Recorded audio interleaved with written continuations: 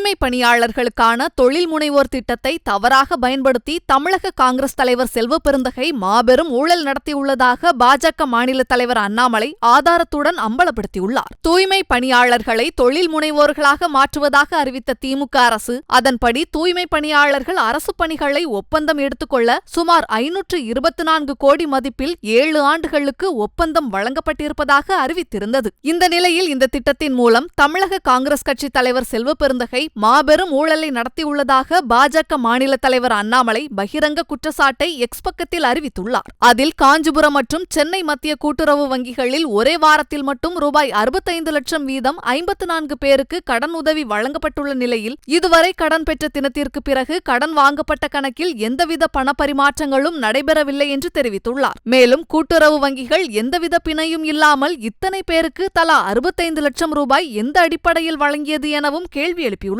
தூய்மை பணியாளர்கள் முன்னேற்றத்திற்கு கொண்டு வரப்பட்ட திட்டம் செல்வபெருந்தகையின் பினாமி நிறுவனத்திற்கு வாகனங்கள் வாங்க பயன்படுத்தப்பட்டுள்ளது என்று ஆதாரங்களை வெளியிட்டுள்ள அவர், இச்சம்பவம் திமுக அரசிற்கு தெரியாமலா நடந்திருக்கும் என்றும் ஏழை எளிய மக்களின் வயிற்றில் அடித்து அவர்களுக்கான திட்டங்களை தங்கள் நலனுக்காக மடைமாற்றியிருப்பதை எப்படி ஏற்றுக்கொள்ள முடியும் என அந்த பதிவில் குறிப்பிட்டுள்ளார். செய்திகளை உள்ளது உள்ளபடி தெரிந்து கொள்ள ரெஃப்ளெக்ட் நியூஸை சப்ஸ்கிரைப் பண்ணுங்க.